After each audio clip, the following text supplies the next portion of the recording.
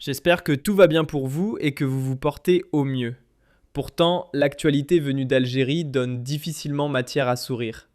Le lundi 9 février 2026, les autorités algériennes ont encore envoyé un journaliste derrière les barreaux. Oui. J'espère que tout va bien pour vous et que vous vous portez au mieux. Pourtant, l'actualité venue d'Algérie donne difficilement matière à sourire. Le lundi 9 février 2026, les autorités algériennes ont encore envoyé un journaliste derrière les barreaux. Oui, encore un. Un journaliste algérien de plus. Ce qui rend l'histoire presque irréelle, c'est qu'à peine 2 jours auparavant, le 7 février 2026, le président Abdelmadjid Tebboune apparaissait sur les chaînes de télévision nationales pour affirmer, avec assurance, qu'en Algérie, un journaliste pouvait publier n'importe quelle information, du moment qu'il possédait des preuves solides, sans avoir à craindre pour sa sécurité ni pour sa liberté. Et pourtant, à peine 24 ou 48 heures plus tard, notre confrère Abdel Halim Zrich se retrouvait arrêté. Honnêtement, s'il y avait un nom que je n'aurais jamais imaginé voir associé à une cellule de prison, c'était bien le sien. Et pourtant c'est arrivé. Abdel Halim Zrich a été placé en détention préventive par un juge du tribunal de Cheraga simplement à cause d'une publication sur Facebook. Ce qui rend cette affaire encore plus stupéfiante, c'est le profil même de ce journaliste. Abdel Halim Zrich n'a jamais été une figure de l'opposition. Il n'a jamais été connu pour des critiques virulentes ou des attaques frontales contre les autorités algériennes.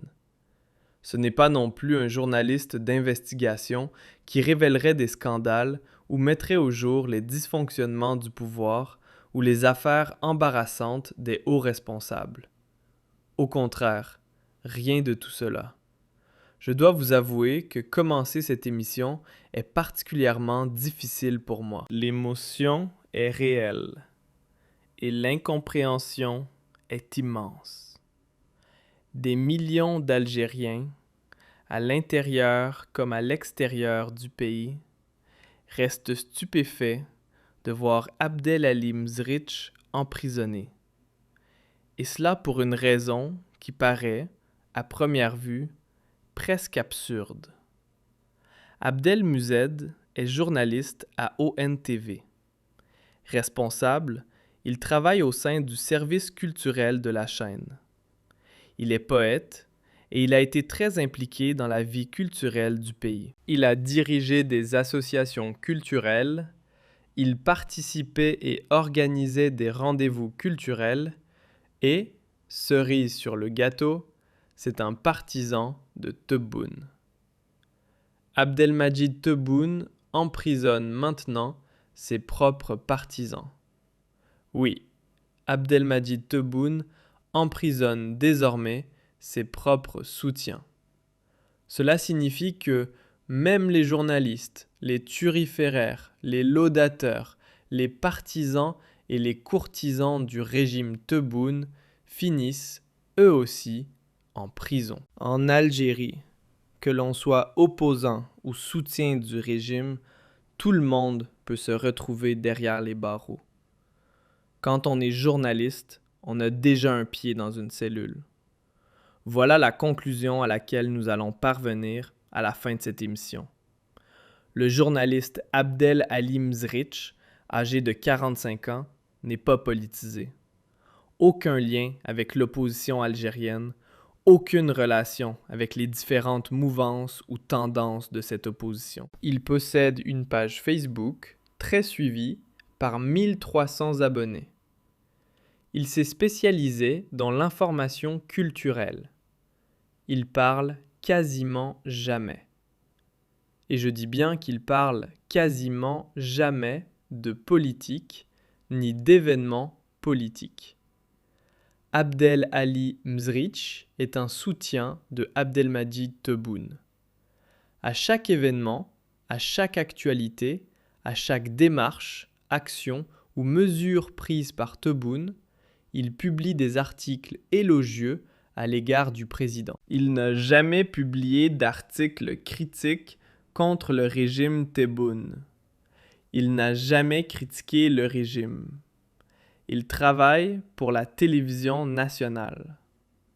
Il travaille pour la télévision nationale.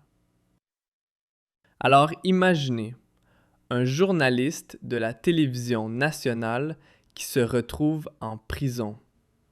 C'est presque une plaisanterie. Si nous étions le 1er avril, on pourrait croire à un poisson d'avril. Mais ce n'est pas un poisson d'avril. C'est plutôt la baleine du mois de février. Un scandale d'une taille gigantesque. Un scandale aussi lourd qu'une baleine. C'est un scandale inédit, pour la simple raison que nous avons, une nouvelle fois. Abdelalim Mzrich est peut-être le 15e ou le 16e journaliste.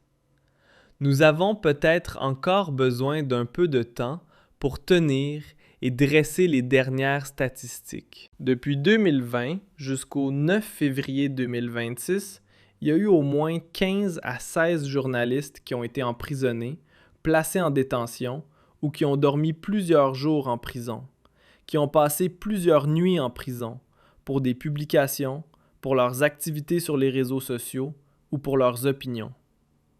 Parce qu'Abdelalim Mzrich a fait quoi? C'est ça la question que tout le monde se pose. Vous allez tous me dire, Abdo, mais attendez, voilà que vous nous racontez une histoire à dormir debout. Le gars travaille pour la télévision nationale. C'est un soutien de Abdelmadjid Tebboune. Et je vais vous montrer, là, au moment où je vous parle.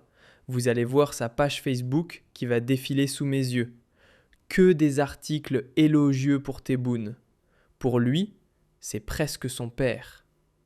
Abdelalim Mzrich, c'est la fameuse presse de l'admiration absolue. Il est beau, il est formidable. Mais c'était l'ami de qui? C'était l'ami, le défenseur et le partisan de Petit Amlaoui. Oui, c'était son ami, Petit Amlaoui. Miss Ibtissim, la marraine du régime Tebboune, c'était l'un de ses amis, Abdelalim Mzrich. Sa page Facebook, ces dernières années, est devenue le fil d'actualité de référence pour les événements culturels, pour le journalisme culturel en Algérie, mais aussi un fil d'actualité rempli d'éloges, de beaux mots, de belles phrases, de jolies formules en faveur du régime. C'est un poète. Tout ce qu'il disait ressemblait à une caresse adressée à Abdelmadjid Tebboune. Ah, c'est une belle note, plus belle encore que les notes de Mozart et de Beethoven. Donc, il n'a jamais fait de critique. Il ne s'est jamais placé dans l'opposition. Alors, que s'est-il passé? Abdelalim Mzrich a eu... Je ne sais pas ce qui lui a pris. Il a simplement rapporté une information. Il n'imaginait pas un seul instant que cette information allait le conduire directement vers une cellule infecte et insupportable d'une prison, dans cette Algérie où il vivait jusque-là le plus tranquillement possible. Je pense que jusqu'à la fin de la première semaine du mois de février, Abdelalim Mzrich était intouchable. Il était intouchable parce qu'il pensait vraiment qu'il était protégé par le clan Tebboune.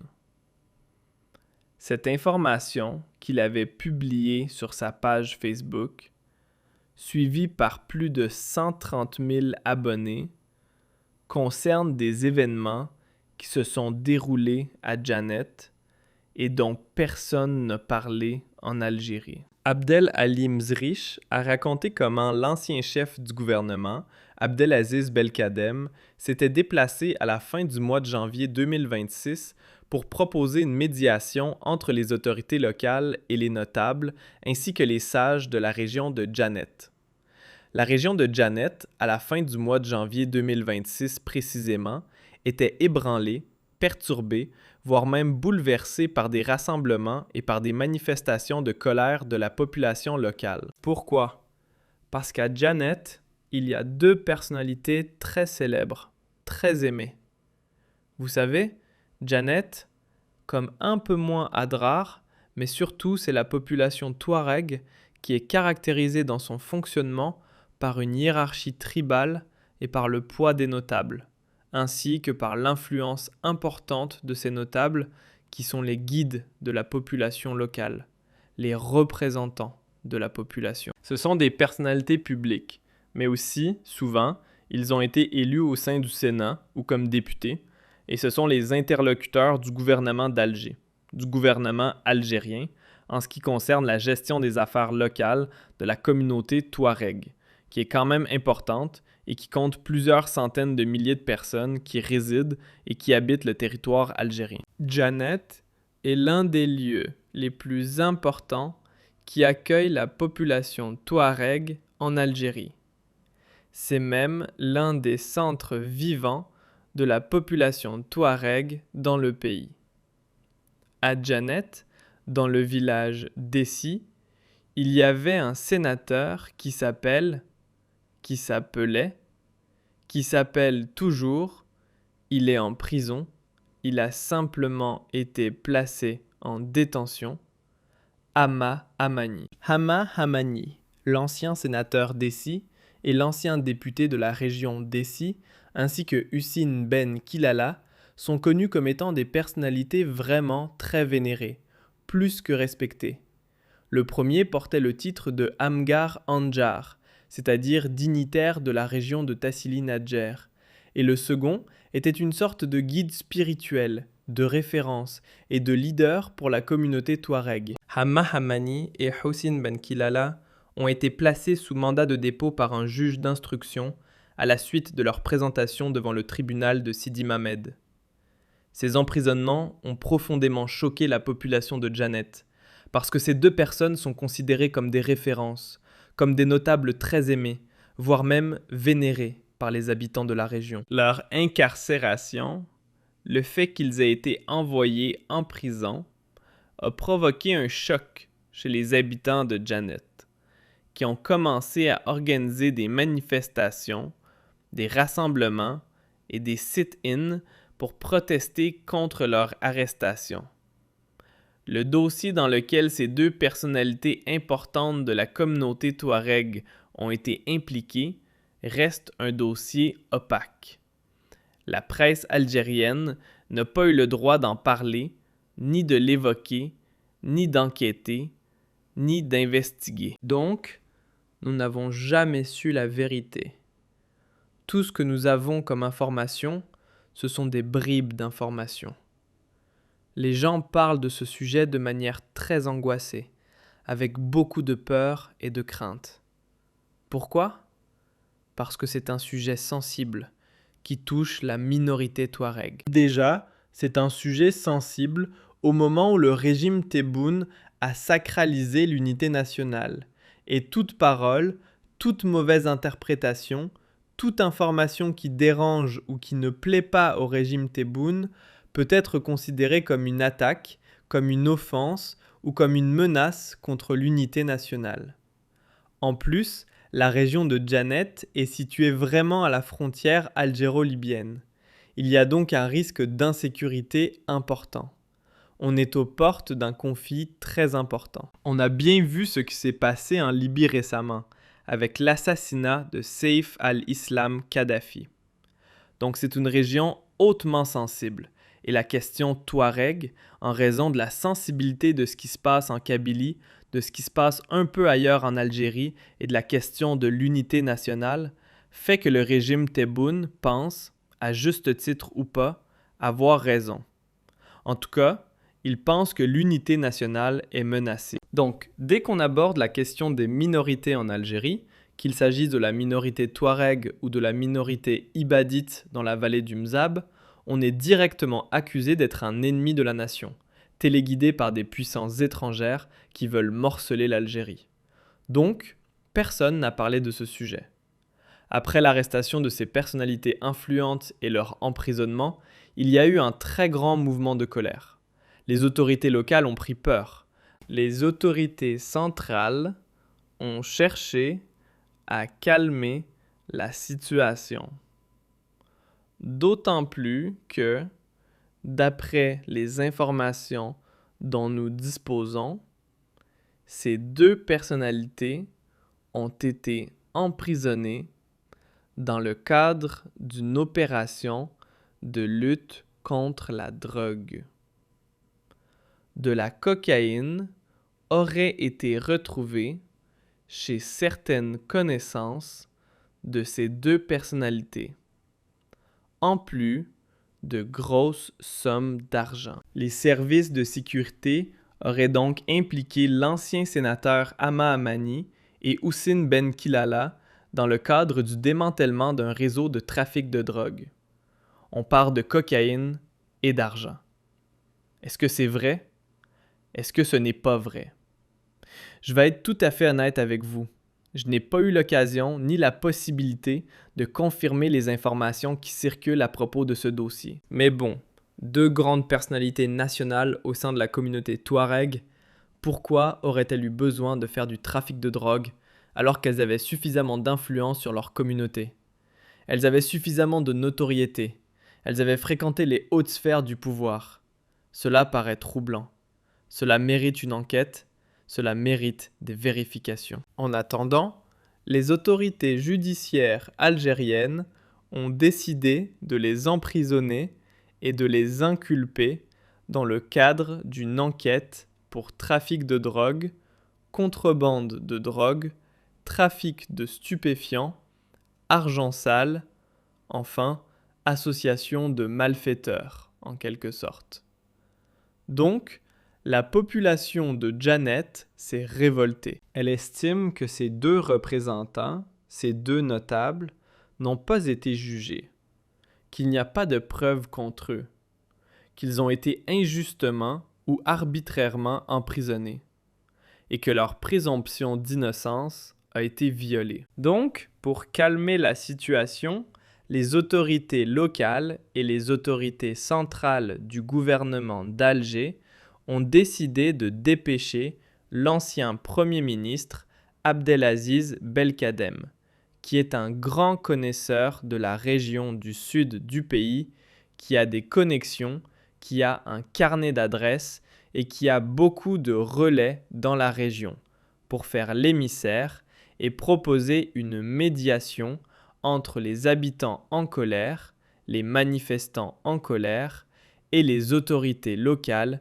de la région de Djanet. Il y a donc eu une tentative de calmer la rue, en dépêchant sur place Abdelaziz Belkadem, en sa qualité d'ancien Premier ministre, d'ancien secrétaire général du Front de Libération Nationale et de fin connaisseur de la région du sud du pays, et surtout quelqu'un qui parle très bien arabe.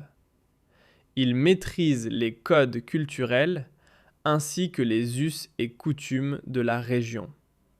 Lui qui est originaire davantage du nord du pays. Mais il a une très grande connaissance du sud de l'Algérie, de l'extrême sud. Qu'est-ce qui s'est passé? Parallèlement à cette médiation, des personnalités locales de la région de Djanet ont lancé des appels au calme. Une lettre a été envoyée de prison par Houssine Ben Kilala, dans laquelle il appelle la population à faire preuve de calme, car une réaction émotive, je le cite dans sa lettre, peut avoir des conséquences désastreuses. Il dit comprendre le sentiment d'exclusion qui peut produire des réactions fortes sur le plan humain. Il affirme dans sa lettre que les relations entre la société et les services de sécurité sont le garant de la stabilité du pays. Donc, Houssine Ben Kilala, depuis sa cellule de prison, a écrit une lettre émouvante et courageuse dans laquelle il appelle au calme. Il ne veut pas voir sa région natale basculer dans l'insécurité et l'instabilité à cause de son emprisonnement. Le frère de l'ancien sénateur Hama Amani, qui s'appelle Mohamed Amani, a lui aussi appelé la population au calme en expliquant aux habitants de Djanet que les problèmes ne se règlent pas par les manifestations et l'anarchie. Après tout, mon frère n'est pas condamné. Il fait l'objet d'une procédure judiciaire, comme ce fut le cas pour des ministres et d'autres personnalités nationales. Voilà ce qu'il a écrit sur les réseaux sociaux. Donc dans cette région frontalière, aux confins du Niger et de la Libye, extrêmement sensible, puisque la région de Djanet connaît une présence militaire importante, on n'est pas très loin des sites gaziers d'In Amenas et de Djanet, pas très loin non plus de la frontière avec la Libye et le Niger, donc il y a un dispositif sécuritaire et militaire important. C'est dans ce contexte-là que notre confrère, le journaliste Abdel Ali Mzrich, a publié cette information. Il a dit exactement ce que je suis en train de vous raconter. Il n'a même rien ajouté de plus. Il n'a pas rajouté de mots, non, pas du tout. Il n'a rien raconté de spécial. Il a simplement dit qu'Abdelaziz Belkadem est parti à la fin du mois de janvier 2026 pour faire une mission de médiation entre la population de Djanet et les autorités de Djanet afin de ramener le calme dans la région. Il n'a pas fait de critique. Encore une fois, Abdel Ali Mzrich n'est pas un journaliste engagé. Ce n'est pas un journaliste indépendant. Ce n'est pas une voix dissidente. Ce n'est pas une voix critique. Rien que pour cela, juste pour avoir partagé cette information sur sa page Facebook, où il a relaté la colère populaire suscitée par l'emprisonnement de personnalités locales à Djanet, dans le sud du pays, il a été rapidement arrêté par les services secrets. Par les services secrets, excusez du peu. Ce n'est même pas la police. Là, c'est la Direction générale de la sécurité intérieure qui a été instruite par la présidence de la République de procéder à l'arrestation, à l'interpellation d'Abdel Ali Mzrich, qui a été placé en garde à vue avant d'être présenté devant le tribunal de Cheraga pour être ensuite emprisonné et placé sous mandat de dépôt. Tout cela est à cause de qui? Il y a à la présidence de la République un conseiller qui s'appelle Abdelatif Belkaïm. Monsieur Abdelatif est appelé à Alger Monsieur Capture d'écran.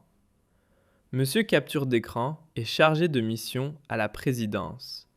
Il a un passeport diplomatique. Il est conseiller. Il a des avantages, des privilèges. Et normalement, il a du pain sur la planche. Il a beaucoup de travail. Normalement, s'occuper des réseaux sociaux, ce n'est pas vraiment sa mission. Il ne travaille pas pour la Direction générale de la communication.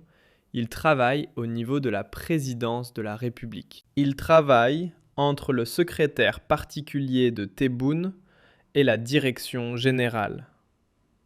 Il travaille même au niveau du cabinet de Tebboune. Il a une très grande proximité avec Abdelmadjid Tebboune depuis que Tebboune était ministre de l'Habitat en 2012. Ils se connaissent très bien. Abdelmadjid l'apprécie et Abdelatif Belkaïm est l'ami des enfants d'Abdelmadjid Tebboune, notamment de Mohamed Tebboune, qui est l'un des fils influents et le fils le plus proche de Tebboune. Dans la famille Tebboune, c'est le fils qui est le plus proche de son père, on va dire celui qui a les liens les plus forts avec lui. Donc, Abdelatif Belkaïm a un accès quotidien à Abdelmadjid Tebboune et le président lui tend l'oreille, lui accorde une oreille attentive et écoute ses conseils ainsi que ses recommandations. Abdelatif Belkaïm, qu'est-ce qu'il fait? Celui que l'on appelle Monsieur Capture d'écran, à chaque fois qu'il veut créer un problème à un journaliste, qu'il veut, pardonnez-moi le terme, semer la pagaille et provoquer l'arrestation ou l'emprisonnement d'un journaliste, ou inciter Abdelmadjid Tebboune à prendre une décision, une sanction contre un média, contre un organe de presse, contre un membre d'un média ou contre une personnalité médiatique, il fait des captures d'écran de ce que les journalistes, les personnalités politiques, publiques et médiatiques publient sur les réseaux sociaux. Il utilise ces captures d'écran pour les déposer sur le bureau de Tebboune.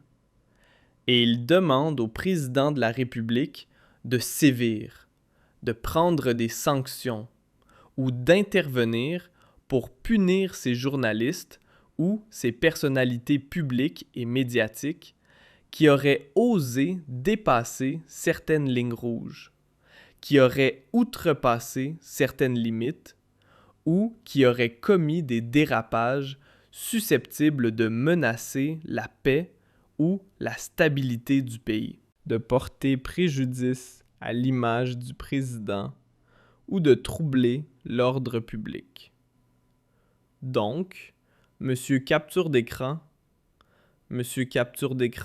plutôt Abdelatif, ce n'est pas la première fois qu'il le fait. Il l'a fait avec Abdelwakil Blam, il l'a fait avec pas mal de personnalités publiques et pas mal de personnalités médiatiques. Et même nous, les opposants à l'étranger, Abdelatif, c'est lui qui nous surveille et c'est lui qui fait les comptes rendus à Abdelmajid Tebboune de ce que nous disons. Et comme il est très honnête et très brillant, il rapporte à Abdelmajid Tebboune tout ce que nous disons de mauvais, d'insultant et d'injurieux contre lui. Il ne lui rapporte pas finalement nos propos pour dire Abdelmajid a fait une enquête, il a identifié un dysfonctionnement, il a identifié une anomalie, il vous demande d'intervenir là-dessus, il vous demande de corriger ceci, il vous alerte, il vous porte à votre connaissance qu'il y a eu ceci et cela de mauvais pour l'intérêt du pays. Non. Il fait des rapports pour dire les traîtres à l'étranger, les opposants, payés par le Maroc, payés par Israël. Et c'est lui qui a intoxiqué l'esprit de Abdelmajid Tebboune. Et c'est lui qui lui a inculqué la haine de l'autre, la haine du contradicteur, la haine de l'opposant. C'est lui qui a insufflé à Abdelmajid Tebboune, lui qui a tout simplement, même pas on va dire la vérité, c'est lui qui a transmis le virus de l'allergie à la liberté d'expression. C'est la vérité. C'est Abdelatif, monsieur capture d'écran. Quand Abdelmajid Tebboune a entendu parler de cette affaire d'Abdelali Mzrich, il s'est énervé parce que « Ah, comment a-t-il osé parler sur Facebook des problèmes à Djanet, à côté de la frontière de la Libye, pas loin du Niger. Là, c'est une minorité, etc. » Pour lui, Abdelali Mzrich a voulu compromettre et saboter la sécurité nationale. Et comme l'information, lorsqu'elle a été publiée sur le mur Facebook d'Abdelali Mzrich, d'autres influenceurs basés à l'étranger, d'autres journalistes, d'autres opposants ou des opposants basés à l'étranger se sont inspirés du fil Facebook d'Abdelali Mzrich pour parler de cet événement. Ils n'ont pas cité Abdelali Mzrich comme source, mais ils ont évoqué le sujet en disant que Abdelali Mzrich leur avait donné l'inspiration, parce que personne ne savait. L'information selon laquelle Abdelaziz Belkadem est parti dans le sud du pays a été censurée. Personne n'a voulu en parler. Je dis bien que personne n'a voulu en parler. Quand vous avez un journaliste de la télévision nationale qui aborde ce sujet délicat et sensible, ce sujet tabou sur sa page Facebook, cela donne des idées à d'autres journalistes qui habitent à l'étranger ou qui résident à l'étranger pour en parler, pour l'utiliser et pour attaquer Abdelmajid Tebboune, pour dire « Voilà, Abdelmajid Tebboune et son régime ne respectent pas les minorités, n'arrivent pas à maintenir l'ordre public ou ne sont pas capables de protéger l'unité nationale. Cela l'a énervé, cela lui a fortement déplu et c'est lui qui a ordonné aux services secrets de procéder à l'arrestation d'Abdelali Mezrich, sous l'influence et les manœuvres indélicates et malhonnêtes de monsieur capture d'écran Abdelatif Belkaïm. Et c'est comme cela qu'Abdelali Mezrich a fini emprisonné, je dis bien emprisonné, pour une simple publication sur Facebook. Et encore une fois, il n'a jamais été critique. C'est incroyable cette histoire. Elle est incroyable. Elle illustre que la dictature et le totalitarisme en Algérie n'ont tout simplement pas de limite. Et la persécution peut toucher autant les journalistes opposants ou les activistes opposants que les serviteurs zélés du régime. Alors moi, je dis aux partisans du régime Tebboune, faites attention à vous-même.